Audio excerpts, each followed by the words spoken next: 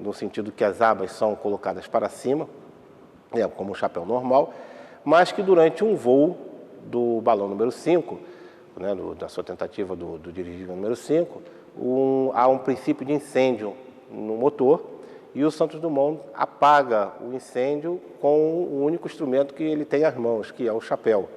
E ao apagar o incêndio, o chapéu fica deformado com as abas viradas para baixo. Ao pousar, né, ele é visto pelo público dessa forma e no dia seguinte era moda em Paris, e falando-se em Paris, fala-se automaticamente no mundo, né, de usar o chapéu à moda Santos Dumont, que é esse chapéu com as abas para baixo. E que mais tarde ele vai até adotar como vamos dizer assim, uma marca pessoal dele, esse chapéu, né, voltado com as abas todas tortas, viradas para baixo. Então ele realmente era uma figura que causava, né, esse frenesi na multidão, principalmente nos homens, ao passo de que muitas vezes pessoas eram confundidas dentro do restaurante com ele, simplesmente por estarem trajando, né, da mesma forma que ele se vestia, para poder, né, fazer uma cópia do estilo Santos Dumont.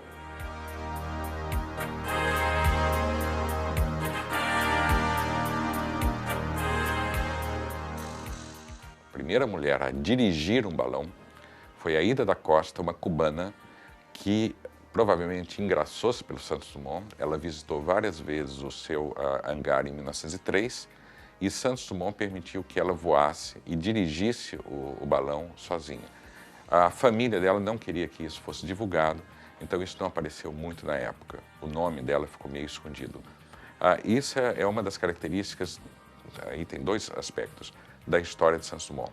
Por um lado, é a história mal lida de Santos Dumont. Quer dizer, Antônio Prado Júnior é um amigo próximo de Santos Dumont, acompanha Santos Dumont em vários momentos.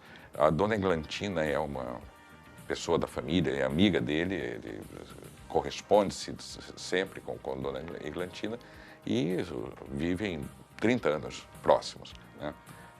Daí se faz uma história com uma conclusão errada, que ela teria voado de balão. Não há registro disso. O outro ponto é o seguinte: por que Santos Dumont deixou uma mulher dirigir o balão? Porque a mulher estava, a Ida da Costa, que é uma cubana, que ele escreve no livro que é uma cubana muito bonita, porque ela estava apaixonada por ele, porque a paixão por ele vai aparecer em várias declarações. Por exemplo, quando ele está nos Estados Unidos em 1904, tem uma mulher também que diz que está apaixonada, que vai se casar com ele. Em 1901, tem outra que, quando ele ganha o prêmio, diz que está tendo um caso com ele. Tem vários registros, e aí, na direção oposta da questão do homossexualismo, de mulheres que se dizem ou apaixonadas, ou noivas, ou qualquer coisa com ele, porque ele é uma figura absolutamente conhecida. Mas por que ele deixou a mulher dirigir o seu balão quando ele não deixou nunca nenhum dos mecânicos, nem nenhum outro inventor dirigir os seus dirigíveis ou aviões, né, só com Demoiselle, porque ele dizia que era muito arriscado? Por que então? Se a gente olhar o período que vai de junho a agosto de 1903, quando ele está com o dirigível número 9 pronto e voando, é um dirigível muito pequeno, o que a gente verifica é que Santos Dumont está realizando todos os experimentos possíveis que aquele dirigível pode realizar. Ele faz um voo noturno, é notícia. Ele dá carona a uma criança, é notícia. Ele deixa uma mulher dirigir, é notícia. Ele sai do campo de provas e vai para o seu apartamento no centro de Paris, seguindo a mão das ruas, é notícia. E ele estranha, mas por que eu segui a mão das ruas? Só que ele seguiu voando, né? Com um cabo escorrendo pelo meio da Avenida Champs-Élysées e estaciona na Rue Washington, que é no centrão de Paris, é notícia. E ele finalmente, 14 de julho, ele passa em revista as tropas francesas durante o desfile francês. Então, um grande dia nacional da França, né, que está ligado à queda da Bastilha e tudo, nesse dia, o desfile é interrompido porque Santos Dumont entra voando, para em frente ao palanque presidencial e dá uma salva de tiro.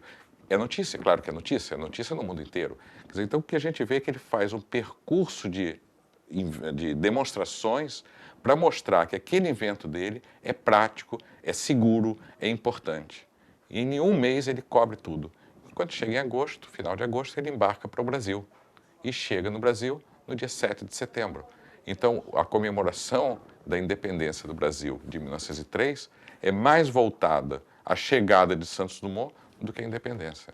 Então, vários momentos, Santos Dumont se aproveita dessas datas, dessas ocasiões, para projetar o nome dele e do invento. E também existiram alguns aspectos assim bem pitorescos. Por exemplo, não vou lembrar agora qual o número do balão, que ele fez vários, né? E teve um dele que explodiu e ele ficou pendurado num prédio, mais ou menos uns 6 andares, mais ou menos. Então, e ficou lá pendurado nesse prédio, no meio dos arames, das cordas, das sedas. E aí a população ficava olhando aqui, o que aquele homem está fazendo pendurado no meio daquele pano todo ali? E isso foi em Paris. E aí os bombeiros tentaram tirar tudo. E a pessoa falou assim, ele é louco, esse cara é louco, esse homem não pode estar fazendo essas coisas. Ele passeia pelo balão, desce em plena avenida principal de Paris para tomar um café, sabe, nos cafés parisienses, depois sobe, arrebenta um balão em cima de um prédio, né? E assim, e ele falava assim, eu me sentia como se fosse um pedaço de carne ali, um animal em exposição, todo mundo me apontando, me olhando como se fosse um palhaço, assim. Só que isso para ele não era nada. Né? Aliás, isso até motivava, porque ele era muito arrogante mesmo, né? Então, você, então agora eu vou fazer uma coisa melhor. E isso motivava ele a fazer coisas melhores. O Demoiselle, como a gente vê aqui, ele é considerado tecnicamente, né, pelo menos a maioria dos historiadores aeronáuticos, consideram esse como o verdadeiro avião do Santos Dumont. Isso é interessante a gente ressaltar, que o Santos Dumont, em momento nenhum, ele teve a ideia, ou pelo menos ele não afirma isso, né, de que o 14 bis era um aparelho para voar num sistema de avião como hoje em dia a gente entende. Ele fez o 14 bis para provar que o 14 bis tinha condições, o mais pesado que o ar, decolar e pousar por meios próprios. Agora, o aparelho com que ele fez, com a intenção de transformar em um avião, era aquele que ele inclusive visitava os amigos no interior da França, e que fazia voos por cima de Paris e que a população até ficava observando, esse era o Demoiselle. Então, o seu primeiro grande avião realmente são os dois Demoiselles, o 19 e o 20, que é essa réplica que está aqui representando. Ele é um aparelho que já traz uma concepção mais moderna do avião, inclusive com o leme e o profundor colocados na parte de trás, né? Ele era feito de bambu, especificamente bambu da Índia, que é um bambu extremamente resistente e ao mesmo tempo leve, né, preso por partes metálicas, e um motor que o próprio Santos Dumont tinha idealizado e que ele pediu, né, o ajuste final à fábrica de motores da RAC, que era uma fábrica de motores de motocicleta, né, para adaptar no aparelho dele e fazer o voo. Então, o 14 bis, o Demoiselle era um aparelho extremamente leve, um aparelho versátil, fazia voos com tranquilidade, e isso tanto é verdade que várias fábricas, né, depois de Santos Dumont, copiaram o modelo do Demoiselle, fabricaram quase que 2 dezenas desses aparelhos e não há o registro sequer de um acidente com um Demoiselle.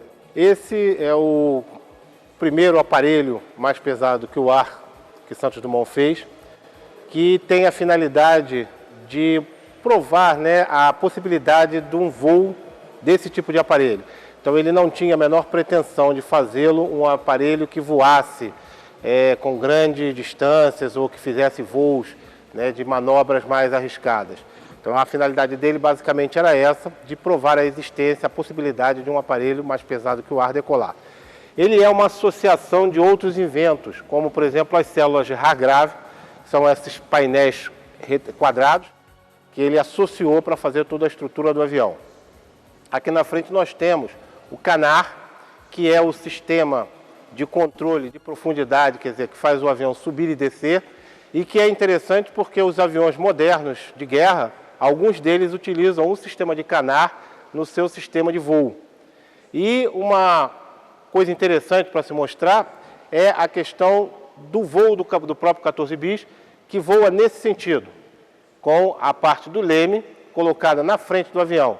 E a hélice é uma hélice impulsionadora colocada atrás que possibilita o avião decolar nesse sentido. Então a frente dele está posicionado aqui. No Demoiselle, Santos Dumont inverte essa posição e bota o leme colocado na parte traseira do avião.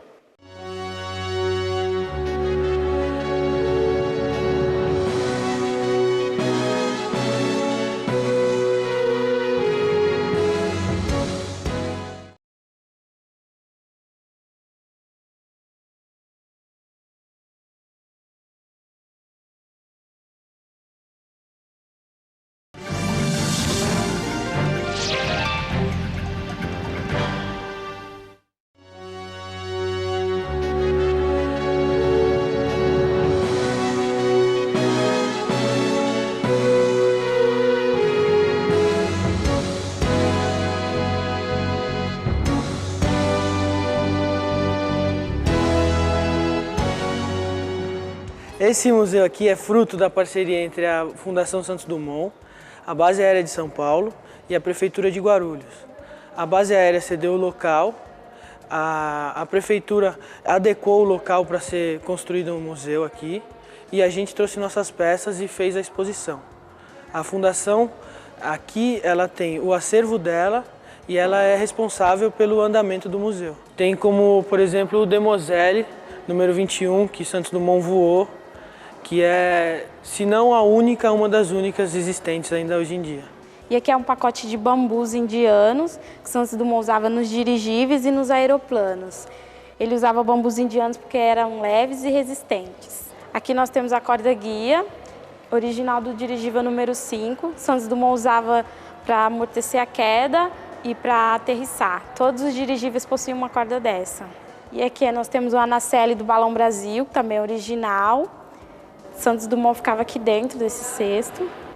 Aqui é o motor marciano, que Santos Dumont inventou para auxiliar os esquiadores. Como vocês podem ver, tem uma esquiadora ali, que é a Yolanda Penteado. Ele tinha uns impulsos elétricos que ajudavam as pessoas a marcharem, fazendo as pessoas subirem montanhas, escarpas. Esse é o canhão paradoxal. Foi uma das últimas invenções de Santos Dumont. Ele lançava boias a náufragos numa distância de 400 metros. Ele também era chamado de canhão lança-marra ou canhão lança-boias. A própria vida de Santos Dumont, do período áureo dele, das invenções, a gente já pode notar um pequeno distúrbio com relação a mudanças de estados psicológicos dele. Há momentos em que Santos Dumont é extremamente efusivo, extremamente de gostar de aparecer, de estar em evidência. E há momentos em que ele alterna isso por crises de depressões profundas, de isolamento, de fuga diante das pessoas. Para um homem que era considerado extremamente tímido, parar com o seu dirigível número 9 em plena praça de Paris, atravessar a rua para simplesmente tomar um café, servido pelo seu mordomo, causando um verdadeiro rebuliço na praça de pessoas se acotovelando para ver aquele invento, aquelas coisas todas, mostra que era um homem que gostava de, numa palavra bem vulgar, aparecer. E, entretanto, há momentos em que ele se isola de todos, se tranca dentro do seu ateliê, vive recluso, fugindo e até comentando das suas deficiências, no que ele achava que eram deficiências, como, por exemplo, a sua altura e o seu peso, que ele lastimava por ser extremamente baixo e magro. Então, há momentos em que essa alternância de humores é comum na vida dele. Euforia e depressões. Poucas pessoas conhecem, que ele acabou sofrendo de esclerose múltipla, E então, assim, quer dizer, o que acontece com uma pessoa que, para criar um objeto, por exemplo, no caso ou criar um invento, no caso do avião, precisava até fazer as próprias ferramentas, que é o que ele fazia. Então, para isso, ele estudou mecânica, estudou física, estudou química, até para o conselho do pai. O pai falava assim para ele: olha, se você quiser ser alguém na vida, estude mecânica, física e química. O futuro do mundo está nisso aí. Olha a visão do senhor Henriques Dumont Villares. Então, assim, e ele seguiu esse conselho do pai e começou a estudar. Então, assim, quando chegou no final, ele já não tinha mais a destreza manual para criar as coisas. Tinha o intelecto, mas assim, o corpo já não ajudava mais. Então, assim, aí começou a ter aquela fase que você começa a deteriorar por dentro, a ficar angustiado, e depois já começou a aparecer a guerra.